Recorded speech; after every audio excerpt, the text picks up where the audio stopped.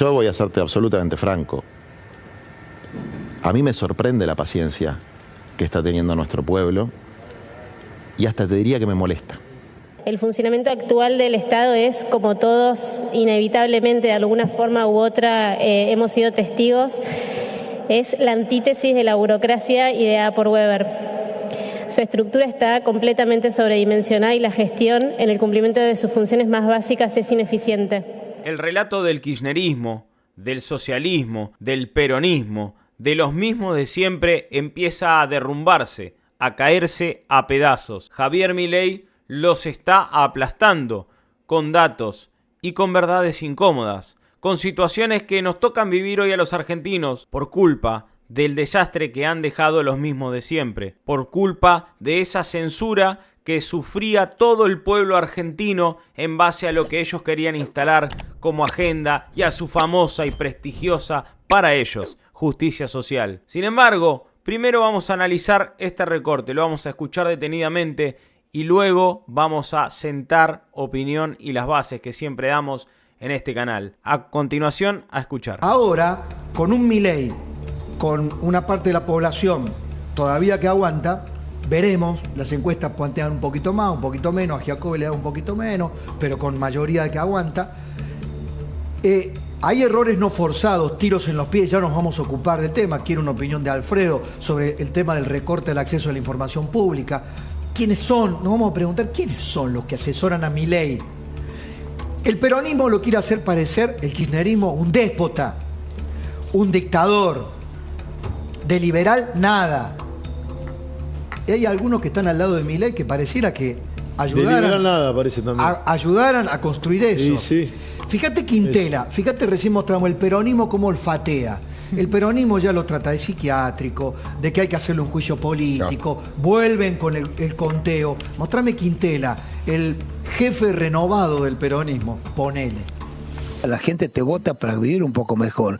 Y si vos, cuando te votó, le quitas la posibilidad de acceder a los servicios que ya los tenían, claro, que era el transporte, el agua, claro, la energía, imagínate, entonces obviamente tiene que haber una reacción, tiene que haber una reacción masiva, popular, digamos, que pueda plantear o modifica sus políticas o simplemente córrase, que venga otro a gobernar en beneficio de todos los argentinos. Cuando vos decís córrase, ¿vos pensás que hay la posibilidad de un juicio político? De un juicio político, sí, o una manifestación mayoritaria, estilo la que estuvo en defensa de los intereses del servicio educativo universitario, que permita, digamos, que la gente, que ellos lo vean y modifican su política. Y de no modificar su política, obviamente eso va a generar un enardecimiento de la sociedad que no va a haber fuerza que la pueda parar. Yo no la veo esa marcha, ¿no? Esa marcha popular no la veo hoy, ¿no? ¿Qué pasa? No sé, Nejamki, capaz que tiene... ¿Vos la ves, Pablo? ¿Cómo explicás el fenómeno? El fenómeno es que tanto... O sea, los tenientes del peronismo buscando a la gente y la gente que no aparece. No, yo te voy a decir lo que pasa, que es por qué todo el mundo está desorientado. Nosotros hacíamos encuestas electorales en La Rioja y daba que ganaba Milei. Quintela a la gobernación y también daba que ganaba Milei como candidato a presidente. Estoy hablando hace 6 meses antes de las elecciones. Ya Milei estaba instalado. Entonces, son dirigentes que tienen que navegar con la contradicción de que en su propio territorio, territorios históricamente peronistas con una trayectoria peronista, y a los cuales Milei ha ido prácticamente ninguna vez, en algunos casos, tiene una imagen muy alta y un caudal y una intención de voto muy alto. El fenómeno de Milei, a pesar de no haber recorrido con el Menemóvil el país, tiene muchas de las características del fenómeno que terminó con Menem en la Casa Rosada. Es decir, es un fenómeno que viene del interior hacia el área metropolitana. Y parte del apoyo tan importante que todavía sigue sosteniendo él, la mitad, Pablo. Algunos colegas míos le puede dar 47, a otros le da 53. Sí, Boca, vas a escuchar. la mitad más uno. Si están todos en el rango de 45, 55, que está en la mitad, pongamos la mitad, simplifiquémosle la discusión a la gente que nos está mirando, está en la mitad, es decir, hay una mitad de la población que va. Cuando vos tenés un presidente que lo sostiene en la mitad de la población, yo no me imagino que ninguna amenaza institucional pueda tener un viso de seriedad, por lo menos de los dirigentes que olfatean qué está pasando en la población. ¿Y sabes en qué se sintetiza eso? Son solo sueños húmedos de la política. De algunos, porque cuando vos ves, por ejemplo, hasta la misma Cristina, cuando olfatea eso, dice, no es por acá, muchachos. Vos no podés, yo no creo que nadie destituye a un presidente que está apoyado por la mitad de la población. Sí, y además dos cosas. Primero, lo de Quintela me parece uno de los dirigentes más impresentables de la Argentina y creo que es el presidente ideal para el Partido Justicialista en descomposición que estamos ahora. El que más chance tiene. La verdad, el peronismo de hoy, el peronismo de Mayans, el peronismo de estos truchos, se merece a Quintela, un hombre que ha destruido la moneda y la credibilidad económica en La Rioja, que ha planteado que había que hacer medios de comunicación nacionales desde La Rioja y bloquear los medios nacionales de verdad. El tipo que dijo que se iba a su casa si ganaba Milei y no cumplió ni siquiera con esa promesa. Primero, digamos, Quintela es un verdadero trucho, pero quiero advertir de algo. Debo reconocer que aunque pienso que Leuco es un verdadero trucho, esta vez estoy asombrosamente y completamente de acuerdo en lo que acaba de decir en todo. Ingenuo lo que está pasando, Pablo. Hay una coordinación de sectores del kirchnerismo más duro y te lo ejemplifico en eso. Todavía no ha rebotado, pero alguien que ha utilizado la misma terminología y la misma lógica es el general César Milani, el general chavista kirchnerista, que usó hasta la palabra enardecimiento de la sociedad. El concepto es, este gobierno es un desastre, está jodiendo a los pobres, a los jubilados, va a haber una rebelión popular encabezada por supuesto por ellos y con un juicio político lo vamos a voltear a Milei. Esa idea está difundida en el Partido Justicialista. Una cosa que parece fundamental, ¿sabes cuál es el tema de todo eso? Quintela se para el 9 de julio y Corrientes. Primero, no lo saluda a nadie porque no lo conoce. Sí. Y segundo, si alguno lo conoce, lo putea. Es decir, ¿a quién va a convocar el 9 de julio Corrientes? Y alguno le va a decir, che, pagar a los acreedores en La Rioja. No le quites mérito que creó el Chacho. No convocan a nadie. Sí, claro. No lo puede levantar ahora. Ellos creían que tenían una cantera. Esta gente creía que tenía una cantera para tirarle piedra a Milei. Y hoy no tienen una cajita de chasquibún. Pese a que la situación es muy comprometida en Argentina. Sí, sí. Hoy lo más revelador que vi fue las declaraciones de Juanse de los ratones paranoicos sobre el Estado, sobre cómo dio la vuelta del Estado para acá. Pero mirá Grabois, otro que se impacienta y le da bronca la paciencia de la gente. Yo voy a serte absolutamente franco. A mí me sorprende la paciencia que está teniendo nuestro pueblo y hasta te diría que me molesta. Es decir, yo no quiero que explote nada, pero sí quiero... No, nadie desea que explote. Sí quiero... Muy bien eso, ¿viste? Sí quiero que, como dicen los psicólogos, la bronca se sublime en lucha. Porque si no, explota adentro. Alfredo, Dios mío, qué terrible. Te libero, última impresión y te libero porque ya viene tu programa. Primero que son unos demás. Les tengo que pedir disculpas porque acá no lo van a decir en la televisión y les tengo que pedir disculpas, pero siempre llego a la misma conclusión y es la misma que dijo Javier Milei aquella vez. Grabois es la reencarnación de un tremendo pelotudo. Les pido disculpas, que es siempre lo mismo.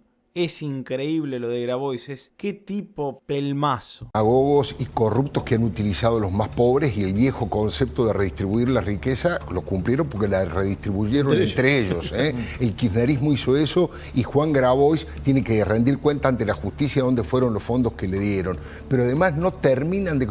Tienen un concepto y unas categorías de los años 70 que no se puede aplicar a la actualidad. La gente no se levanta, en principio porque no confía en nadie y porque mira para atrás y la ve a Cristina, lo ve a Alberto y lo ve a Sergio Massa y se quiere abrazar a Milei porque sabe que es el mal menor que tenemos en estos momentos en la Argentina. ¿Cómo va a levantarse alguien si no tiene liderazgos de ningún tipo? ¿No? Bueno, ahí está Leuco, no es el mal menor. Realmente es un tipo que está haciendo las cosas bien. O sea, ha generado incluso una macroeconomía que en el rezago económico, yo sé que hay muchos que me dicen, pará, no seas termo, no defiendas, los precios no están bajos.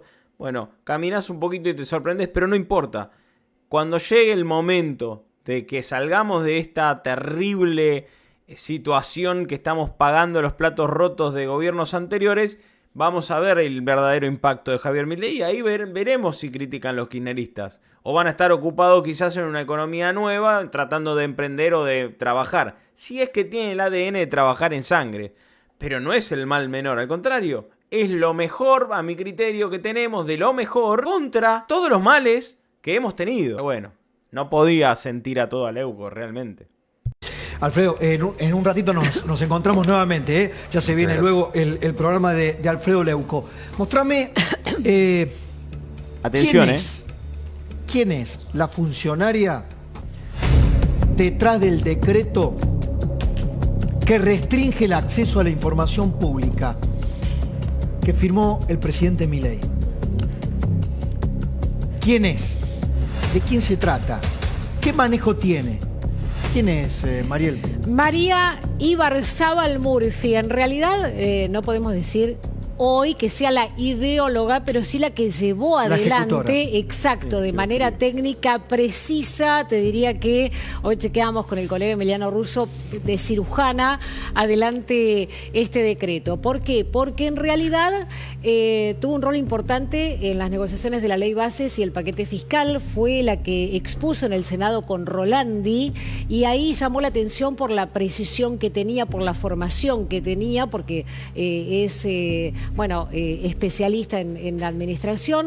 Es la secretaria de Planeamiento Estratégico Normativo y responde a Santiago Caputo, que me parece que este dato sí es importante, y es una ex asesora de la Procuración del Tesoro. En la presidencia de Macri estuvo trabajando brevemente con Sarabia ahí. Frías. Claro, y es prima de Emilio Balsavilbaso. ¿Se acuerdan que fue quien estuvo a cargo de PAMI en la era de Macri? Sí. Y bueno, venía de un estudio privado que también es uno de los mencionados en su momento como los que redactó el proyecto de DNU y ley bases, ¿no? Hay una declaración de ella exponiendo sobre la ley bases, ¿no? Fíjense qué curioso, el Estado, cómo debe regirse el Estado en el siglo XXI.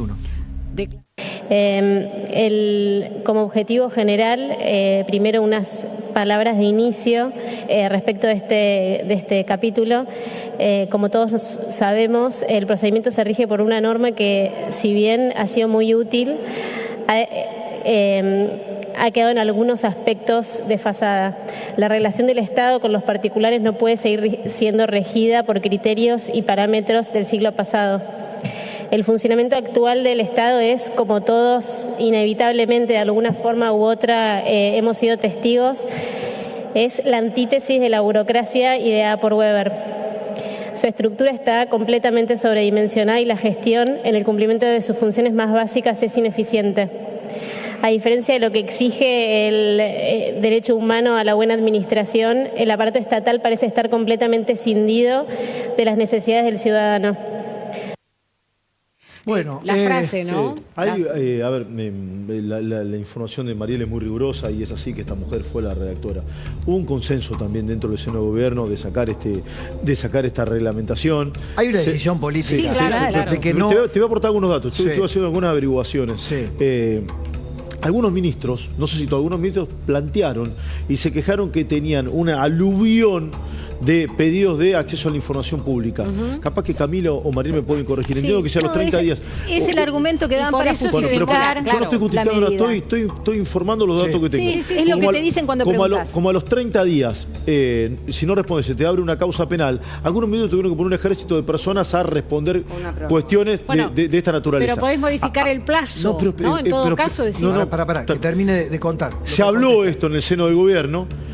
Entonces se mandó a hacer una reglamentación. Esta señorita, esta abogada, ¿sí? Redactó lo que fue el consenso del gobierno, no que esta mujer se cortó sola escribiendo esta situación. Hubo una suerte de consenso en el seno del gobierno, que excede a Santiago Caputo incluso. Yo soy muy crítico de Santiago Caputo, pero esto excede a Santiago Caputo, ¿sí? Y yo no sé si esta reglamentación, que rompe con el espíritu de la norma inicial, va a ser declarada como constitucional. Hay constitucionalistas que plantean, no puede un decreto presidencial normar, regular, restringir el acceso a la información pública que fija una ley. La información pública es un bien ciudadano, no de los periodistas. Sí, y además hay garantías constitucionales en el medio. Obviamente. Hay todavía un ordenamiento superior. Y ya estaba reglamentada la ley, además. Es fundacional de una democracia. La reglamentación original, pero es absolutamente choca choca de manera latente en todos los artículos con la ley, incorpora terminología que no está en la ley, incorpora ideas que no están en la ley, limitaciones que no están en la ley. Contrario al espíritu de la ley. Por eso decíamos, déjame decir esto, porque lo dijimos al momento de presentarla. Ella es capaz, justamente tiene la formación para poder redactar esto, no significa que sea la ideóloga solamente. Claro, fue la ejecutora en cuanto a la normativa. A ver, ¿cuál es el problema de fondo? Es que de liberal tiene poco. Nada. Ayer citaba, me mandaba un amigo constitucionalista, una frase de Juan Bautista Alberdi, ¿no? Ni de republicano. Sobre el bien de la información pública. Lo charlábamos con Eduardo. Más transparencia, más libertad. Policía respecto al gobierno. ¿Es lo contrario o no, Facundo? Pero ¿quién dijo que el gobierno de Milei es un gobierno liberal? Ya sabía que me iba a responder esto. Esta es la cuestión. A ver, yo veo la conformación de la alianza o la coalición, como decimos nosotros, que está detrás, que soporta el gobierno de Milei, y vos ves liberales, ves libertarios y ves muchos conservadores también, ¿no? Villarroel. Entonces, muchos de esos valores conservadores restringen de todo tipo, ¿no? De todo tipo. Desde lo más duro, de lo político, en valores religiosos, en cuestiones de la historia argentina. Es decir, atraviesa ese conservadurismo a una parte importante de la coalición. Entonces, es un gobierno que quizás en lo económico es extremadamente o excesivamente liberal, y en otros aspectos institucionales y de otro tipo, aparecen esa dimensión más conservadora. Bueno, pero eso sucede lo hablamos hace tanto lo hablamos esto,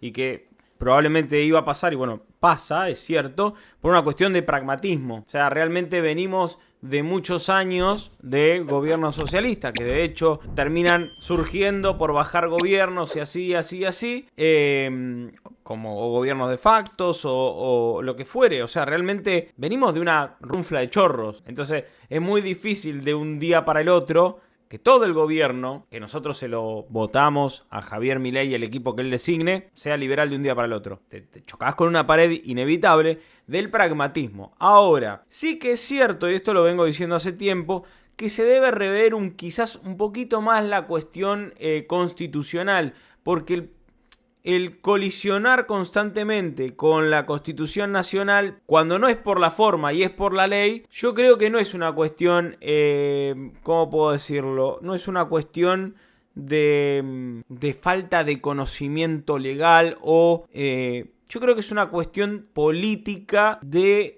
aplicación política, de cintura política, de no sé cómo expresarlo, pero básicamente es como de estar construido como un político. Sin embargo, yo prefiero figuras que se van construyendo en la política y que aprenden de este pragmatismo que debe tomar el gobierno de Javier Milei. Ahora, sí que lo que apunto como libertario, es que se apunte a un gobierno cada vez con más libertades. Y de hecho, en los discursos de Javier Milei, eso es lo que se dice, que Argentina cada vez tenga más libertad para ser potencia. En ningún momento dijo Javier Milei, llego y todo el gobierno es liberal. Es imposible, es inaplicable, es completamente una locura que primero que le digan que sea así. Eso que han hecho el periodismo en su peloteo, que marean a la gente. Javier Milei es liberal libertario y todo en su vida lo que él hace es en base a la libertad. Como la gran mayoría que enarbolamos la idea de la libertad. Ahora, el gobierno Argentina, lo que recibe, la herencia de Milei, no tenía nada de liberal, no tenía absolutamente nada. Entonces, en esa desconstrucción que hay que hacer y esa rotura de paradigma y esa batalla cultural que tenemos que dar todos, es donde el pragmatismo tiene que jugar, guste o no. En el medio, la Constitución argentina, que por pragmatismo y por choques ideológicos termina redactada de una manera que es como está. Es nuestra ley máxima, la Constitución Nacional Argentina. Ahora, cuando la utilizan por la forma y no por el fondo, como son los radicales que empiezan a cuestionar por las formas y demás, ¿por qué no se fijaban en las formas en que el kirchnerismo robaba de las reservas de nuestro país? Esas formas no las criticaban los radicales, no, porque claro, cada radical se llevaba una cometa. Cada peronista se llevaba una cometa. Todo el mundo mordía de la nuestra. Entonces, liberar un Estado en 8 meses, andar analizando con un liberalómetro cuán liberal es el gobierno de Javier Milei, me parece el error del periodismo en este video. Después, ¿Quién está detrás de Milei? ¿Cómo hacen las cosas? Será una cuestión de cintura política y si realmente se aguantan ser políticos con todo lo que ello demande, los costos políticos, las operaciones del periodismo y demás, y además la capacidad intelectual de operar en política a través de leyes y legislaciones y conocer cada vez más. Uno debe conocer cada vez más. Pero eso está a principio de revelación para que lo veamos todos. Pero por suerte podemos decir que en muchos lugares, o en algunos, como usted quiera, no hay más kirchneristas y les duele. Y ese lugar máximo donde les duele que no hay más un kirchnerista es en la presidencia de la nación. Así que abrazo grande, no vuelven más. Nos vemos en un próximo video en El Ojo del Poder 2.0. Chau.